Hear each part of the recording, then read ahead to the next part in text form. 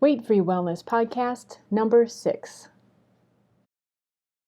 Welcome to the Weight-Free Wellness Podcast, helping you through the ups and downs of weight, self-image, and health, sharing resources, interviews, and inspirational personal stories. Today's guest is Larry Wade, also known as the Old Naturalist. The topic is connecting kids with nature. We have some really interesting stuff in this interview. Larry has years and years of experience with nature, teaching kids, and sharing and connecting the two. Check out his really terrific resource, the Nature Seekers Workbook. It's a great resource for parents, teachers, and anyone else who's trying to help kids connect with nature. And I have to admit, as a big kid myself, I really enjoyed it. Also, check out the show notes at weightfreewellness.com, where we have links and many resources, including some neat pictures and also a nice gift from Larry Wade, Finding Balance in Nature. It's a nice PDF with some great ideas on how to connect with nature. Here you go. Enjoy. Correlates. You actually put together a really terrific Nature Seeker workbook. And from what I've read, it seems like it's geared towards teachers or even parents to work with their kids and going out into nature and connecting with nature, learning about, the plants, the animals, the tracks, and so forth. And to me, it seems like a tremendous way for not only kids to connect with nature, but even parents connecting better with kids, and so many things. But this developed while you were, you taught for 20 years, was it?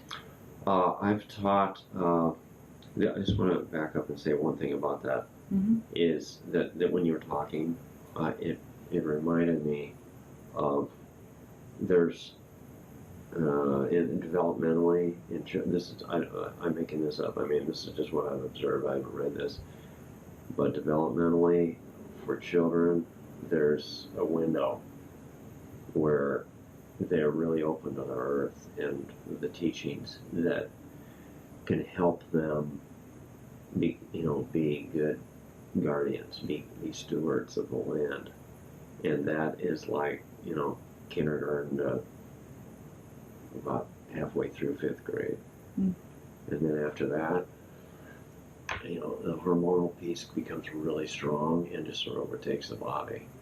But and that's why I exclusively work with kids that are right in that range, because they are, and I don't really have that much contact with kids that I've worked with.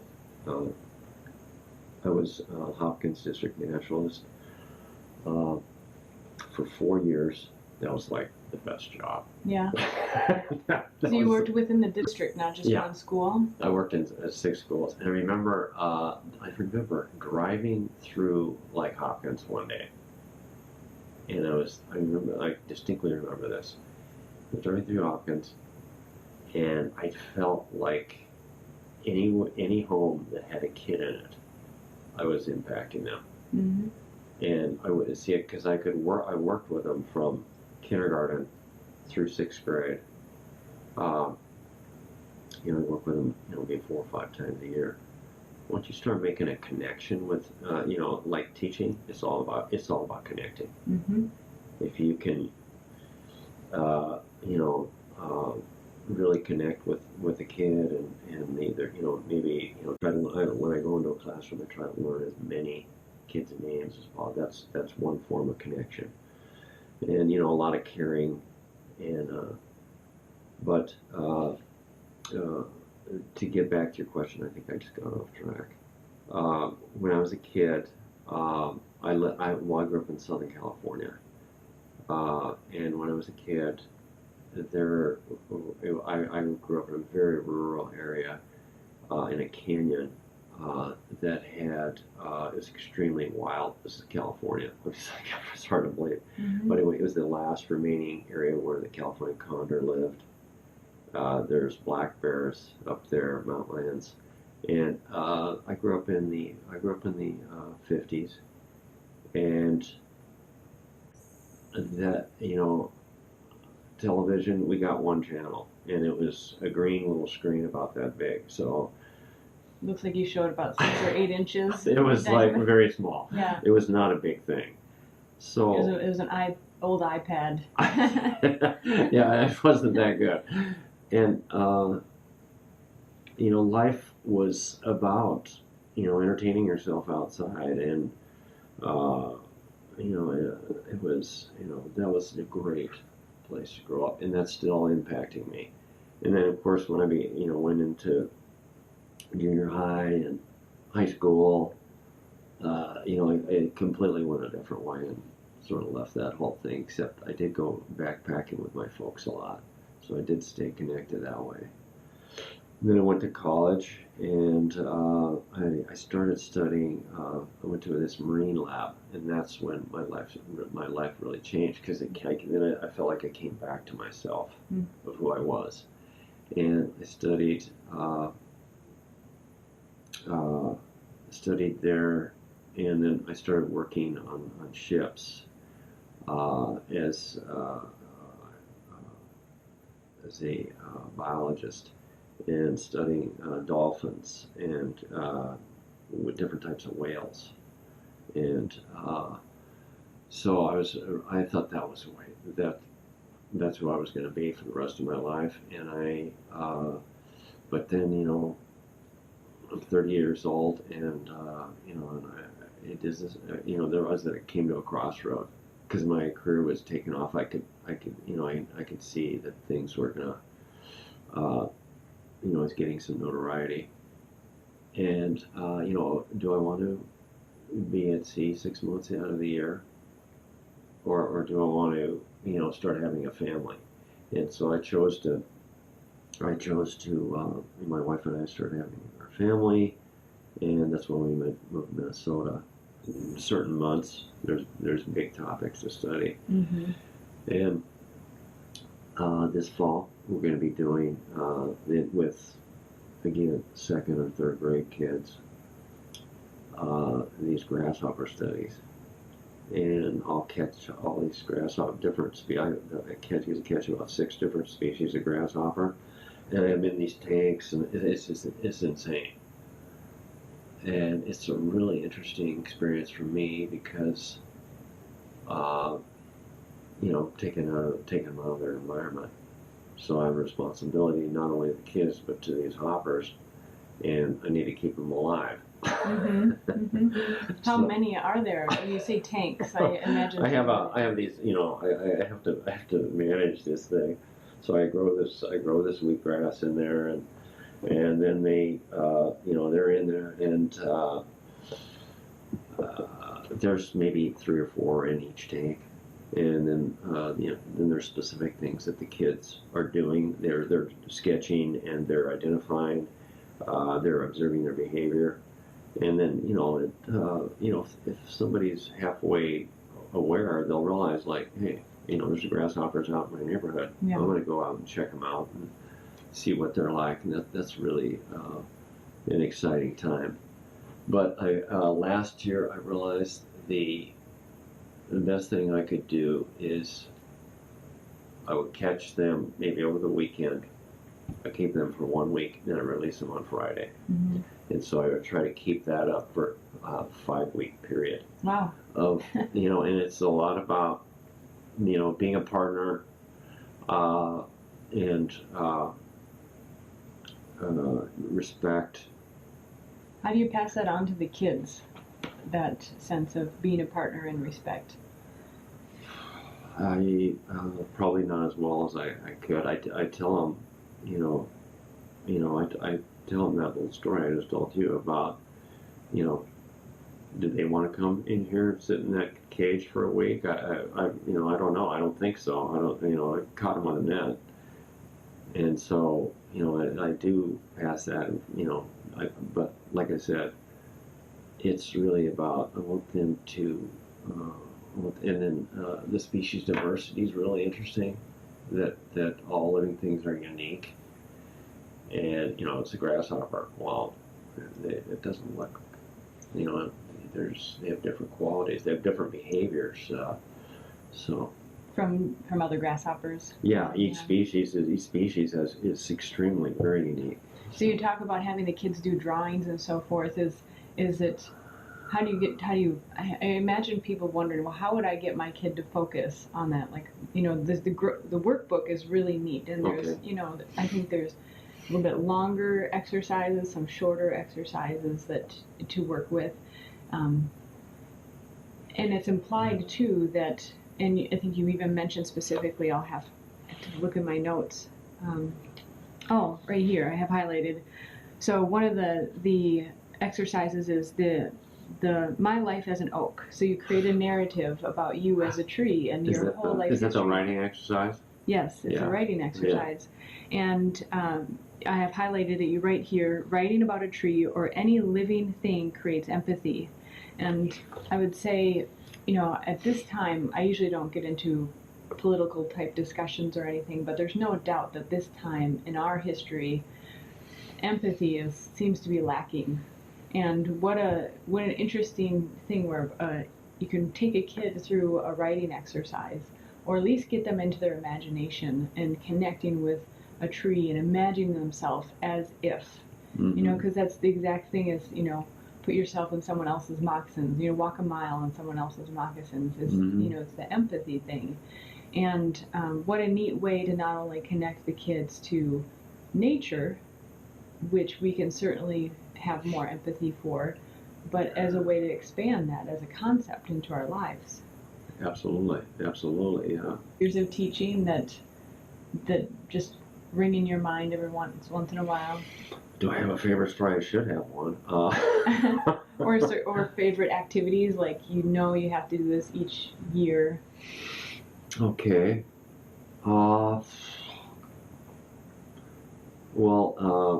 the days when we could get buses, I used to work in our Minnetonka City parks a lot more, and so I could get a bus hired for a day, and I could take one class at a time for an hour, and then I would take the bus drivers would help me out because they would go back and get the next group, and then we would shuttle all day long. And we used to do this study. It was called Animal Homes, and I think that's in the book. And so what we would do is, this is over at Big Willow Park. It's like, it's not a deep woods kind of thing, but it's a really cool park, and there's like 3 or 4 schools close by. And I would assign, I'd have the kids in a row, and I would assign them. I would tell the kid in the front, hey, this is where an owl could live in that hole because of the size, and they would be the teacher for the rest of the group. So the whole group would come through, and this kid would teach. Neat. And we would just go through the woods, and that's a teaching technique that I use regularly. And the kids, one, they're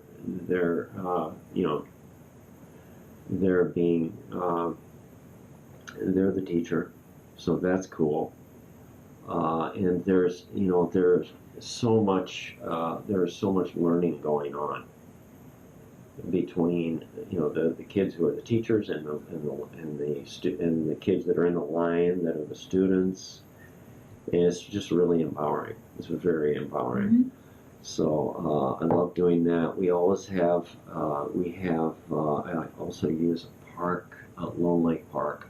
That's on Shady Oak Road in Hopkins, and we have a field day, and we run 4 different activities. Let's see, I lead a nature hike.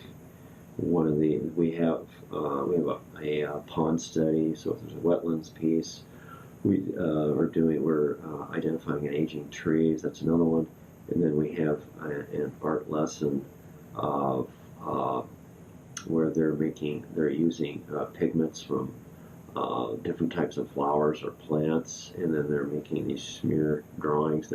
It's pretty cool. Is that what was on your website recently? I saw some really. Was there some smears on there? I know there's one. Yeah, for sure. there was. There was. No, well, those kids were.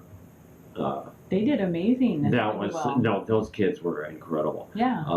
Yeah. I was wondering where I could buy that one. It's like really, And they were really neat pieces. Yeah, those kids were extremely talented. Yeah, that was a smear. They were using, I think they were using mulberry. That sounds right. But so anyway, to get back, so the field day. It's a whole day being immersed. Then they have an extended lunch. There's a ball field up there. They run around. But it's a whole day of being immersed in nature. There's so much, there's different types of, there's a math, the aging trees, that's a math activity. We have an art activity. I'm having the kids writing poetry. So they're doing a lot of different things. They're getting their PE. And it's just a great way to learn. And I remember coming back to school. You come back to school after something like that, and you just feel so expanded. And then when you go back to school, you just feel like you have to dial it back. You cannot be that open or that, you can't have that much fun and right. in that type of environment. The hallways can contain only so much excitement. So, but anyway, I really enjoy doing that type of thing. I love that there's so many other activities, like you're saying, the art, the PE, the math. I saw that in one of them, and you basically have some formulas, even with a bit of help, they're still expanding their capabilities, and that's really a great way to learn. Oh, absolutely, absolutely. Just one other thing that I thought about, and that is, I have a connection with a school in North Hudson. I think it's called North Hudson School. And for the last 24 years, I've been going over there one day a year. We go over there and have what's called Whale Day. Oh, yeah? Yeah, it is so cool. I mean, this is like this is a big event over at that school. And let's see, we have... I have a little slideshow on oceanography and different habitats, and then we have these breakout sessions where they're doing. I bring my artist friend over there, Jeanette Dickinson. She's like a great instructor, and she's doing an art activity on marine habitats with the kids, and they're sketching. And then we've got. I'm doing a squid dissection, which sounds like it's really gross, or it's not really, but we try to do it in a really respectful way. It's incredibly interesting. Then we're also doing I have what's called a shell lab, and so I've got, and the whole day is dedicated to the oceans. Neat. And it's just I don't know, you just walk out of there, you just feel like crying, and it's... Well, we live about as far away from the ocean within the United States that you can. Oh, is that right? And I would imagine being in Minnesota, and is that Wisconsin, western end of Wisconsin? Well, it's just across the river, just across the St. Croix River. So to have a whale day, I mean, how interesting that probably a number of the kids have never been to the ocean. Probably. Well, actually, I think it's a pretty wealthy community. I don't know. It's probably most of them have not, but some of them have. But I don't know. It's more. Nonetheless, you weren't dissecting sunfish or northerns, know, and which is very interesting in itself. Yeah. Now, speaking of sunfish and northerns, just one more thing. I don't know how much longer we have for this, but we're doing maybe about 15 more minutes. It's surprising how easy it is to keep talking. You're really good. You're very good. I mean, I'm actually interested in the topic and what you have to offer, so I think that helps a lot. Well, but anyway, you're a very good interviewer. Oh, thank you. But there's just one more thing I think of, and that is I spend a lot of time in the summer. I spent a lot of time in Minnehaha Creek. There's a I don't know if you're familiar with that area or not. A bit. So there's a dam up there, and there's a lot of fish that go over that spillway. And so it's very shallow waters, like at the most about 20 feet. most of it is less than 5 feet. And I go out there and photograph different types of fish. And I've had, you talk about connecting. I've had some really powerful experience. I mean, for one thing, I don't know how much snorkeling have you done? Very little. Because it's a silent world. Yeah. I mean, there's not any talking going on. Mm-hmm. And so it's a meditation. And I think it was like 2 weeks ago I was out there. And there was, I was photographing there was a beautiful, was it the bass that you're talking about? it was a pike. Oh, it's It was pike. a pike, an incredibly beautiful pike. And, that thing, I got within, 3 feet of that thing. I could not figure out why. And then I realized that its right eye, I was on its right side. Its right eye, it couldn't see. And I was going, why couldn't I get so close? And because as soon as I got within its vision field on the left side, it was out of there. Mm-hmm. So that was really interesting, and probably it was caught by a hook, I would imagine, so human induced, but it was still very doing well on the left side, obviously. And then I was messing with that thing, and then over here I just felt this presence over here.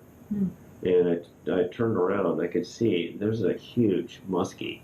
Oh, wow. Like about as far, 10 feet. Mm-hmm. And, I wasn't really afraid. How big do you think it was? It was at least 4 feet. I mean, it was wow. huge. Wow. Yeah.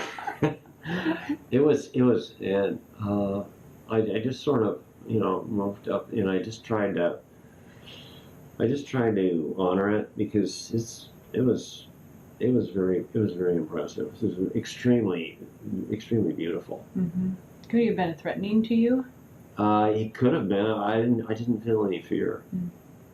I have seen some other muskies out there that surprised me. Like I had one follow me last year, and that was, but however, I think we came to an agreement. There was nobody was going to get injured. Yes.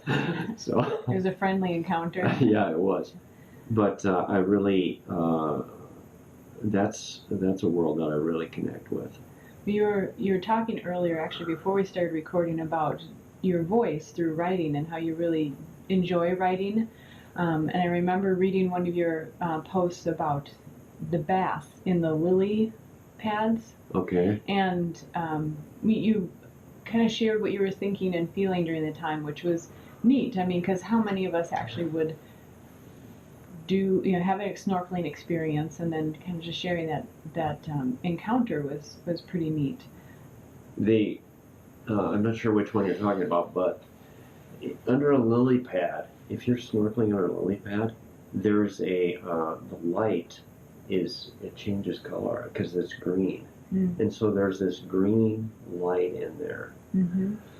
That's just being in a lily pad forest, or whatever, I don't know what the name of it is, a group of lily pads like that, it has a vibratory rate in there that's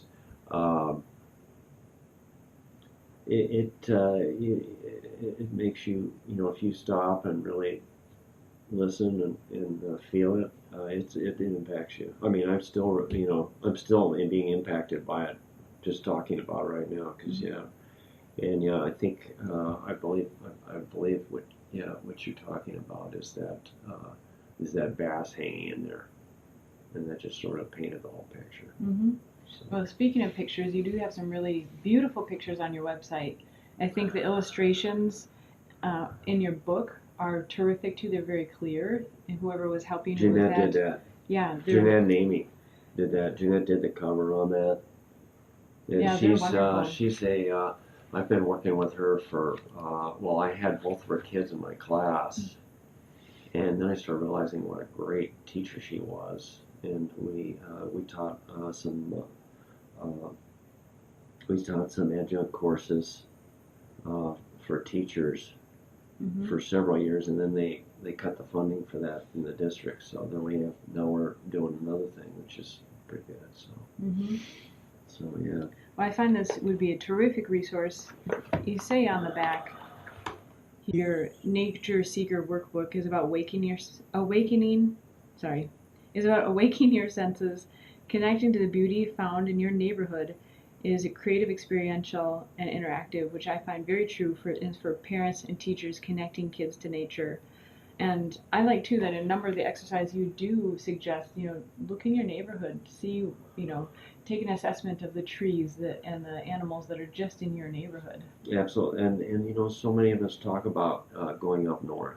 Mm-hmm. I'm going, really? Do we have to wait till you go up north? I mean, right. Just go outside, kid. And that's what that all of that stuff is basically completely. It's not focused on northern Minnesota. It's mm-hmm. focused on Hennepin County. Central Minnesota. Mm-hmm. That's my whole thing. Now, what I sell in Wisconsin, I say it's the Wisconsin version because we have probably 95% of the stuff, mm-hmm. but basically, really, that's the Twin Cities book. Mm-hmm. So that's my whole goal. How far out could it be applicable? Well, I would say definitely. Well, I sell in Wisconsin, Iowa, and Minnesota, and North and South Dakota. Okay. So I mean, it's pretty close. There's definitely some differences, mm-hmm. but that's about as far as that goes. So. Mm-hmm. Well, that's pretty great. I mean, I know the effort it takes to put together a book, but then to have a book that's so concentrated in the area, that's some dedication in that as well. And it's really very nicely put together. I really enjoyed it. And, well, thank you. Thank you very much. I wasn't expecting to get a promo out of that, but writing is, basically when I wrote that, I was thinking, God, I want to put this in. I got a section on weeds in there. God, I really love weeds. I'm gonna ask Jeanette to make some sketches of that.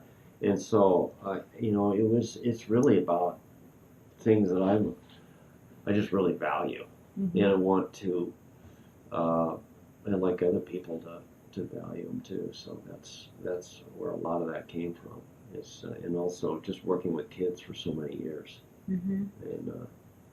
and connecting, like you started out by saying it not just with kids. If I may expand your statement, of course, with kids, the important thing is connecting, but we all need that connection. Absolutely. To one another.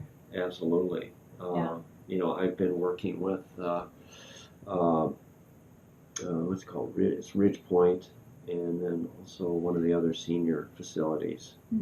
Really interesting. Some of the people have Alzheimer's, mm-hmm. but you take them outside, and I don't know. It's very interesting. You can tell the people that grew up on a farm or because they grew up without a television or anything, and you could just feel their hearts remembering. Mm-hmm. And that's interesting. You said their hearts, because their hearts were remembering. Most of us think of our mind as our memory. True. Well, I mean, like for me, I think really it's about opening up your whole body. But I'm just sort of thinking of some of the people I've worked with. I just feel their heart singing. Mm-hmm. Because they're it was reconnecting with the past and their connection with Earth. Mm-hmm. So what I like to end each podcast with is a two-part question, and is what are two things that someone could do? And I realize that your business, so to speak, is not necessarily under the umbrella of wellness. Okay. But we can extrapolate it. I think we could. Totally is, yeah. Which is why I have you on. Okay, well, thank you. Because I think it is. Mm-hmm. So the two parts are, what are two things that a person can do for themselves or their family with your experience, what you know? Okay, with the family? They could improve the wellness, their personal wellness, or the wellness of their family, because your material is kids-oriented, group-oriented in a way. Mm-hmm. One needs to be free, which I think most of what we're talking about is everything's going to be free. And so it's just name two things. Okay. Well, first of all, when you're, let's say you're walking your dog every day. Mm-hmm. Okay. Now you can either walk your dog and be on your phone, or be thinking about what's happening, at work. Or you can be walking your dog and trying to be present. Keep your self-talk to a minimum. Keep that voice down and just try to listen. Listen with, we were just talking about listening with our heart, listening with your whole body to, the trees or whatever happens to be. Maybe you're near a prairie. Just slow down a little bit. So I would definitely say that. If you're with the kids, it just depends on where they're at. A lot of families say, "Well, we're going to take a nature hike," and they just they run through the forest. Well, that's aerobic. That's good, and they're outside. That's good. They could have a little quiet time. They could do some of that stuff in there. Like separate out the kids a little bit, and they could bring out some drawing material. There's some simple prompts they could give. They could write some poetry, depending on the age of the kid. Whatever would be age appropriate for them. And just try to set more, maybe just not the whole hike, because they do want to run around. Well, hey, how about for like 10 minutes? Let's try Mm-hmm. Let's try this little thing. Just to slow down and become more aware of really where they are. So Those are great ideas. So yeah. The activities in your book are even great guidelines. Like you said, you don't have to do the whole activity, but even just doing a part of it, taking something out. And I would even say, even if you live in a different area of the country or world, I think there's a great, this is a great guidebook for concepts as well. Because you may not have the same trees, but you can take some of the exercises and go, okay, well, we're going to observe what's in our area. That's true. I mean, any naturalist could use that and adapt that and go, hey, well, we could blah, blah, blah, do this. So, yeah, absolutely. Great ideas, Larry. All right, thank you. Thank you. So where can people find your workbook? They can contact me. I know it's over at the Arboretum. It's over at Lake Winds. And let's see, it was at the Marsh. It's not. It's on Amazon. Oh, great. Last time I looked, they said it was. No, I guess there it was cheap. It's you can buy it off my website. What's your website URL? It is www.oldnaturalist.com. And we'll put that in the show notes too, so people can read it like a blog, and they'll just be able to click on some of these things that we're talking about. Can you put any PDFs up there? Sure. Because I've got something here that it's like different activities you can do when you're taking a walk. Yes. Kind of thing. That would be good. And I think I have another one on what to do, how to be a guardian or something. Oh, great. I might have something like that. Well, that would be wonderful to have those kind of bonus material. I'll just send you those. I can send you those electronically. That'd probably be the best thing, right? That would be really great. Okay. Yeah, thank you. It'd be nice to put in some extra material for people to get an idea. And you also have, we didn't get to it, you brought your guitar. Thank you very much. But you do have songs on your website that are nature-based songs that you can sing with kids. Yeah. You have recordings of nature sounds, like I was mentioning earlier. So there's some really neat stuff just to check out. There is. On the songs I wrote, they're they're really good for the first and second graders. They think I'm a rock star. Cool. And you figure out, any kindergarten or first grade teacher can do this, but you can figure out hand motions for each thing, and that really helps. For me, I use song in first grade just because it really helps the kids, one, focus their energy, and also if they don't know me, singing is a really good way to break the ice. So they already, whoa, this guy's cool. Yeah, you can play guitar. Neat. Exactly. Yeah. Cool. Well, thank you so much for coming out here, and I look forward to staying in touch. In conclusion, enjoy the beautiful sounds of bluebirds that Larry has shared with us, along with Really intriguing photos from his website.